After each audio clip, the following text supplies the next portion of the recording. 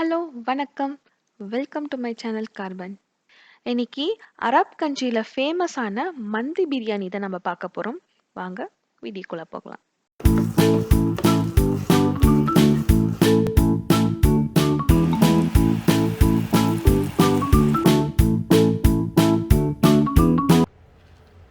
நம்ம இந்த மந்தி பிரியாணி பண்றதுக்கு ஃபர்ஸ்ட் அதுக்கு தேவையான மசாலா ரெடி பண்ணிக்கலாம்.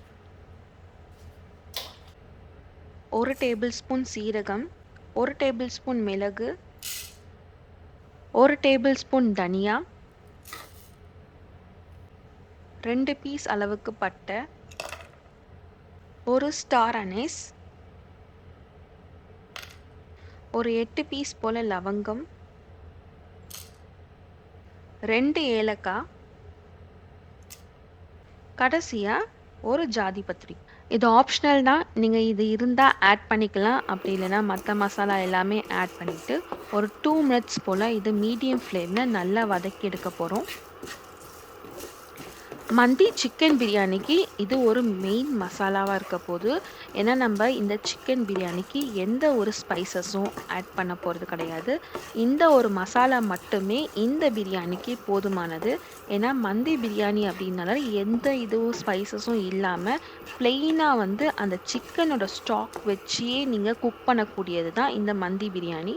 ஸோ இந்த ஸ்பைசஸே இதுக்கு போதுமானதாக இருக்கும்.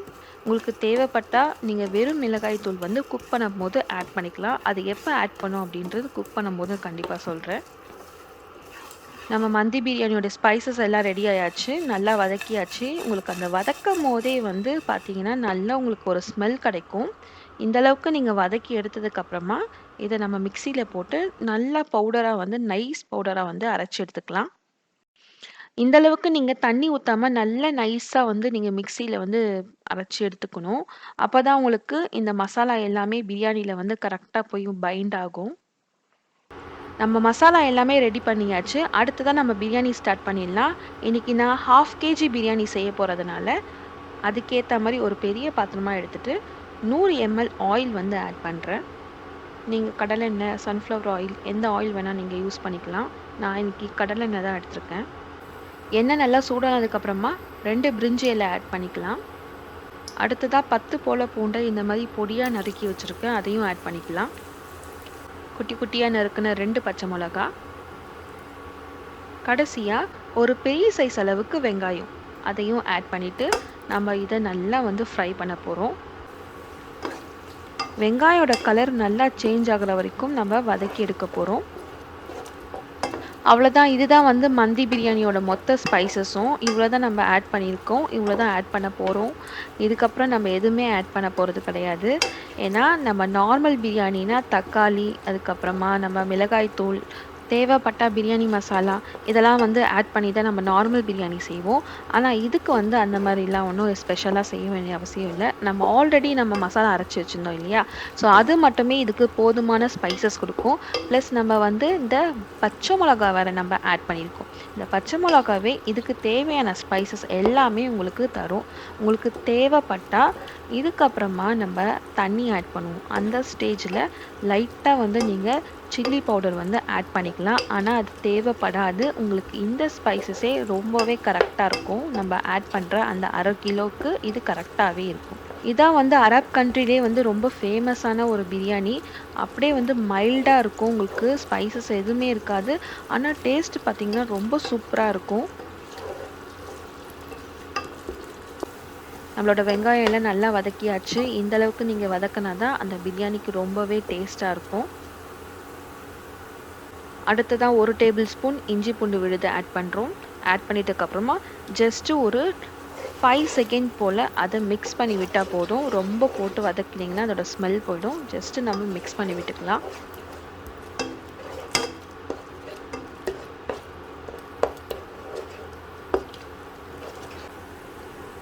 இதுக்கப்புறமா நம்ம அரைச்சி வச்சிருந்த ஸ்பைசஸ்லேருந்து 1 டேபிள் ஸ்பூன் ஆட் பண்ண போகிறோம்.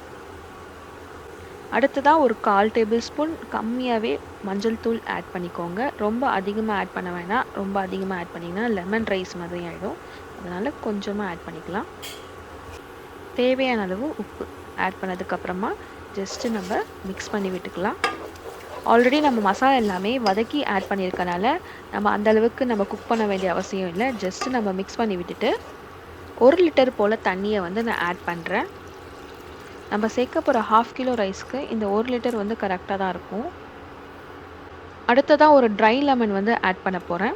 இந்த ட்ரை லெமன் பார்த்தீங்கன்னா, இந்த அரப் கண்ட்ரிலலாம் வந்து ஈஸியா உங்களுக்கு கிடைக்கக்கூடிய ஒரு விஷயம். ஏன்னா, இங்க வந்து நார்மலாவே எல்லா வீட்லயும் இந்த பிரியாணி வந்து செய்வாங்க. ஆனா, நம்ப ஊர்ல வந்து கிடைக்கிறது கொஞ்சம் கஷ்டம்.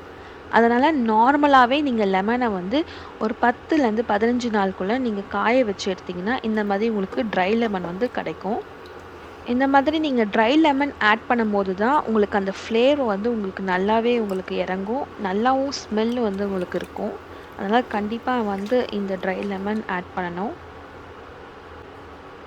நல்லா கலந்து விட்டதுக்கு அப்புறமா, நம்ம எடுத்து வச்சிருந்த சிக்கன வந்து ஆட் பண்ண போறோம். இன்னைக்கு நான் 1/2 கிலோ சிக்கன் தான் எடுத்திருக்கேன். இந்த சிக்கன் பார்த்தீங்கன்னா, இந்த லெக்கோடயே இந்த சிக்கன் வந்திருக்கு இல்லையா? ஸோ அந்த பீஸ வந்து நான் 2 ஆட் பண்ண போறேன். உங்களுக்கு இந்த மாரி லெக்கோட கிடைச்சா தான் நல்லாவும் இருக்கும் டேஸ்ட்டு பிரியாணி. நீங்க எடுத்து சாப்பிடும்போது உங்களுக்கு ஈஸியா இருக்கும். உங்களுக்கு இந்த மாதிரி பீஸ் கிடைக்கலனா கூட, நீங்க நார்மலாவே அந்த சிக்கனோட லெக் மட்டுமே நீங்க ஆட் பண்ணிக்கலாம். ஆனா யூசுவலா மந்தி பிரியாணிக்கு இந்த மாதிரி பீஸ் தான் ஆட் பண்ணுவாங்க. நான் இன்னைக்கு 2 பீஸ் தான் ஆட் பண்ணியிருக்கேன். ஆனா நம்ப செய்யக்கூடிய இந்த 1/2 கிலோ ரைஸ்க்கு நீங்க 2 பீஸாவும் ஆட் பண்ணிக்கலாம். அப்படி இல்லன்னா 4 பீஸா அதாவது 1 கிலோவும் ஆட் பண்ணிக்கலாம். நல்லா கலந்ததுக்கு அப்புறமா ஒரு 10 மினிட்ஸ் போல மீடியம் ஃப்ளேம்ல இத நம்ம குக் பண்ண போறோம். அப்பதான் அந்த சிக்கன் எல்லாம் வந்து கொஞ்சம் சாஃப்ட்டா வேகும்.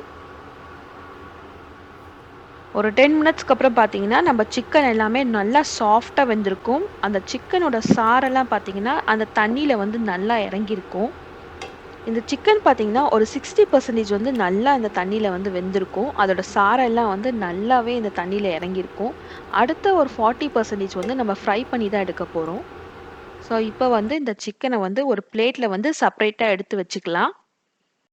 இந்த தண்ணீல தான் பார்த்தீங்கன்னா, நம்ம ரைஸ வந்து வேக வைக்க போறோம். இந்த சிக்கன நம்ம தனியா எடுத்து வச்சதுக்கு அப்புறமா, நான் ஊற வச்சிருந்த பாஸ்மதி ரைஸ ஆட் பண்றேன். இந்த பாஸ்மதி ரைஸ் பார்த்தீங்கன்னா, ஒரு 10 நிமிஷமா நான் ஊற வச்சிருந்தேன் ஆல்ரெடி. ஸோ, அத தான் வந்து நான் ஆட் பண்றேன். ரைஸ் ஆட் பண்ணதுக்கு அப்புறமா நல்லா வந்து கலந்து விட்டுக்கலாம். அப்பதான் வந்து அந்த மசாலா எல்லாமே ரைஸ்ல வந்து நல்லா இறங்கும். நல் நல்லா கலந்ததுக்கு அப்புறமா, ஒரு கொதி வர வரைக்கும் நம்ம குக் பண்ணிக்கலாம். அப்பதான் வந்து உங்களுக்கு வேகறதுக்கு ரொம்ப ஈஸியா இருக்கும். இந்த அளவுக்கு ஒரு கொதி வந்ததுக்கு அப்புறமா, சிம்லே வந்து ஒரு 10 நிமிஷம் போல வேக வைக்க போறோம். அப்பதான் வந்து உங்களுக்கு ரைஸ்லாம் நல்லா உதிரியாவும் வரும். நல்லா வெந்தும் இருக்கும் உங்களுக்கு ரைஸு. இது வேகட்டும். இது வேகுற டைமுக்குள்ள நம்ம சிக்கன வந்து ஃப்ரை பண்ணிக்கலாம். அந்த சிக்கன ஃப்ரை பண்றதுக்கு ஒரு சிம்பிள் மசாலா பேஸ்ட்ட வந்து நம்ம ரெடி பண்ணிக்கலாம். நம்ம ஆல்ரெடி அரைச்சு வச்சிருந்த ரிமைனிங் ஸ்பைசஸ்லாம் இருக்கு இல்லையா? ஸோ அந்த ரிமைனிங் ஸ்பைசஸோட மசாலா எல்லாமே நம்ம ஒரு பவுல்ல வந்து ஆட் பண்ணிக்கலாம். அது கூடவே கொஞ்சமா ஒரு 1/4 டீஸ்பூனுக்கும் கம்மியா மஞ்சத்தூள் ஆட் பண்ணிக்கலாம். தேவையான அளவு உப்பு, ஒரு 1/2 டேபிள் ஸ்பூன் போல இஞ்சி பூண்டு விழுது, டொமேட்டோ சாஸ் பார்த்தீங்கன்னா, 1 டேபிள் ஸ்பூன் போல ஆட் பண்ணிக்கலாம். ஆல்ரெடி நம்ம டொமேட்டோ சாஸ் ஆட் பண்ணியிருக்கனால, ஒரு 6லருந்து 8 ட்ராப் போல லெமன் ஜூஸ் வந்து ஆட் பண்ணிக்கலாம். இந்த எல்லா மசாலாவும் ஆட் பண்ணதுக்கு அப்புறமா நல்லா திக் பேஸ்ட் மாதிரி நம்ம ரெடி பண்ணிக்கலாம். அப்பதான் வந்து இந்த சிக்கன் மேல அப்ளை பண்றதுக்கு வந்து உங்களுக்கு ஈஸியா இருக்கும். தண்ணி மாரி ரெடி பண்ணீங்கன்னா, அந்த மசாலா எல்லாமே ஒட்டாது. அதனால ரொம்ப தண்ணிலாம் ஆட் பண்ணாம, அந்த லெமன் ஜூஸோட தண்ணிய வச்சே நல்லா வந்து மிக்ஸ் பண்ணிக்கலாம். அதுவே வந்து கரெக்ட்டா இருக்கும் உங்களுக்கு. உங்களுக்கு காரம் கொஞ்சம் அதிகமா தேவைப்பட்டா, 1/2 டேபிள் ஸ்பூன் போல நீங்க சில்லி பவுடர் வந்து ஆட் பண்ணிக்கலாம். ஆனா வந்து இந்த ஸ்பைசஸே உங்களுக்கு சிக்கனுக்கு கரெக்ட்டா இருக்கும். அதனால எக்ஸ்ட்ரா ஸ்பைசஸ் உங்களுக்கு தேவைப்படாது. நம்மளோட மசாலா பேஸ்ட் வந்து சிக்கனுக்கு மேக்னேட் பண்றதுக்கு ரெடி ஆயாச்சு. நம்ம ரெடி பண்ணி வச்சிருந்த மசாலா பேஸ்ட்ட இந்த சிக்கன் மேல எல்லா இடத்துலயும் வந்து இருக்கிற மாரி அப்ளை பண்ணிக்கலாம். அப்பதான் வந்து ஃப்ரை பண்ணும்போது அழகா அந்த கலரும் வந்து உங்களுக்கு கிடைக்கும். அந்த மசாலாவும் பார்த்தீங்கன்னா, எல்லா இடத்துலயும் வந்து உங்களுக்கு ஈக்குவலாவே இருக்கும். இந்த மசாலா அப்ளை பண்ணதுக்கு அப்புறமா ஒரு 10லருந்து 15 நிமிஷம் மேக்னேட் பண்ண வேண்டிய அவசியம்லாம் கிடையாது. நீங்க ஸ்ட்ரெய்ட்டாவே வந்து ஆயில்ல வந்து ஃப்ரை பண்ணிக்கலாம். இது ஆல்ரெடி வேக வச்ச சிக்கன் அப்படின்றனால நீங்க ஊற வைக்க வேண்டிய அவசியம்லாம் கிடையாது. நம்ம ஸ்ட்ரெய்ட்டாவே எண்ணெயில ஃப்ரை பண்ணி எடுத்துக்கலாம். ஒரு பேன்ல 1 டீஸ்பூன் போல நெய் ஆட் பண்ணிட்டு, அதில ஒரு 10லேருந்து 12 வரைக்கும் முந்திரி பருப்பு ஆட் பண்றேன். அடுத்ததா பாதாம் பருப்பு ஆட் பண்ணிக்கலாம். ஒரு 8 போல பாதாம் பருப்பு. இது 2மே சேர்த்து நல்லா பொன்னிறமா வர வரைக்கும் வறுத்து எடுத்துக்கலாம். இது ஜஸ்ட் டெக்கரேஷனுக்காக இந்த மாரி வறுத்து எடுக்கிறோம். நம்ம சாதத்தில மேல போட்டு நம்ம சாப்பிடும்போது, அதோட சாதத்தோட சேர்ந்து நம்ம சாப்பிட்டோன்னா ரொம்ப டேஸ்ட்டா இருக்கும். நடுவுல வந்து கிரன்ச்சியா வந்து நம்மளுக்கு கிடைக்கும். அதனால இந்த மாதிரி போட்டோன்னா, நல்லா டேஸ்ட்டாவும் இருக்கும் உங்களுக்கு ரைஸு. அதனால நம்ம நெய்யில வறுத்து எடுத்துக்கிறோம். இந்த அளவுக்கு பொன்னிறமா வறுத்தா போதும். இந்த அளவுக்கு வறுபட்டதுக்கு அப்புறமா, அந்த நெய்யோட சேர்த்து நம்ம தனியா எடுத்து வச்சுக்கலாம். இப்போ அதே பேன்ல ஜஸ்ட் ஒரு 2 டேபிள் ஸ்பூன் அளவு எண்ணெய் வந்து ஊத்திக்கலாம். எண்ணெய் நல்லா சூடானதுக்கு அப்புறமா, நம்ம மசாலா போட்டு வச்சிருந்த சிக்கன அந்த எண்ணெயிலே ஜஸ்ட் ஃப்ரை பண்ணி எடுத்துக்க வேண்டியதுதான். நம்ம சிக்கன எடுத்து போட்டதுக்கு அப்புறமா, நம்ம ரிமைனிங் இருக்க மசாலா இருக்கு இல்லையா? ஸோ அதெல்லாம் வந்து நம்ம ஜஸ்ட் மேலேயே அப்ளை பண்ணிக்கலாம். அதெல்லாம் வேஸ்ட் பண்ண வேண்டாம். அப்படியே சிக்கனோடயே சேர்ந்து மேல வந்து அப்ளை பண்ணி வச்சுக்கலாம். அப்பதான் வந்து ஃப்ரை பண்ணும்போது அது நல்லா அந்த மசாலா சேர்ந்து நல்ல ஒரு ஃப்ளேவர் அண்ட் கலர் குடுக்கும் உங்களுக்கு. இந்த சிக்கன் ஃப்ரை பண்ற டைம் பார்த்தீங்கன்னா, ஃபர்ஸ்ட்டு ஒரு சைடு மட்டும் ஒரு 8 to 10 மினிட்ஸ் மீடியம் ஃப்ளேம்ல ஃப்ரை பண்ணி, அப்படியே வந்து நம்ம திருப்பி போட்டுக்க வேண்டியது தான். திருப்பி போட்டு அடுத்ததா அதே மாரி 8 to 10 மினிட்ஸ் வந்து நம்ம மீடியம் ஃப்ளேம்ல ஃப்ரை பண்ண போறோம். இதே மாதிரி 2 சைடும் ஒரே மாதிரி கலர் வர வரைக்கும் நம்ம ஃப்ரை பண்ணி எடுத்துக்க போறோம். 2 பக்கம் அழகா இந்த மாதிரி கலர் வர வரைக்கும் ஃப்ரை பண்ணி எடுத்து வச்சுக்க வேண்டியது தான். ஒரு 10 நிமிஷம் கழிச்சு பார்த்தீங்கன்னா, நம்ம ரைஸ்லாம் வந்து மேல வந்து எலும்பி வந்திருக்கும். நம்ம ரைஸும், தண்ணியும் பார்த்தீங்கன்னா, ஈக்குவல் அமௌண்ட்ல இருக்க மாதிரி இருக்கும். இந்த ஸ்டேஜ்ல தான் நம்ம தம் போட போறோம். இந்த ரைஸ மசாலா தண்ணியோட நல்லா கலந்து விட்டு, மூடி வச்சு நம்ம க்ளோஸ் பண்ணிட்டு, ஒரு 10 நிமிஷம் போல சிம்ல வந்து வச்சு எடுத்தா, நம்மள ரைஸ் வந்து கம்ப்ளீட்டா ரெடி ஆயிடும். ஒரு 10 நிமிஷம் கழிச்சு தம்லேருந்து எடுத்து பார்த்தீங்கன்னா, நம்ம ரைஸ்லாம் வந்து அழகா உதிரியா இருக்கும். நல்லா வெந்திருக்கும். உங்களுக்கு 100% வந்து ரைஸ் வந்து வெந்து உடையாம உங்களுக்கு அழகா வந்திருக்கும். இதுக்கப்புறம் அந்த காஞ்ச லெமன் வந்து நம்மளுக்கு தேவைப்படாது. அத நம்ம எடுத்து தூக்கி போட்டுடலாம். பார்த்தீங்கன்னா தெரியும். அழகா வந்து உதிரி உதிரியா ஊசி மாதிரி இருக்கு. இந்த பாஸ்மதி ரைஸு. இந்த மசாலாவோட ஸ்மெல் வந்து பயங்கரமா இருக்கு. இதுக்கப்புறமா இன்னும் கொஞ்சம் வாசனைக்காக நம்ம நெய்யில வறுத்த முந்திரியும், பாதாமையும் ஆட் பண்றோம். கடைசியா நம்ம ஃப்ரை பண்ணி வச்சிருந்த சிக்கன அழகா மேல வச்சா, அருமையான ஒரு மந்தி பிரியாணி ரெடி. கண்டிப்பா இந்த ரெசிபிய நீங்க ஒரு தடவையாவது வீட்ல ட்ரை பண்ணி பாருங்க. ட்ரை பண்ணிட்டு எப்படி இருந்ததுன்னு எனக்கு கமெண்ட் பண்ணுங்க. அண்ட் இந்த வீடியோ உங்களுக்கு பிடிச்சிருந்ததுன்னா லைக் பண்ணுங்க, ஷேர் பண்ணுங்க. மறக்காம சப்ஸ்கிரைப் பண்ணிடுங்க. Share food, spread love. Thanks for வாட்சிங்.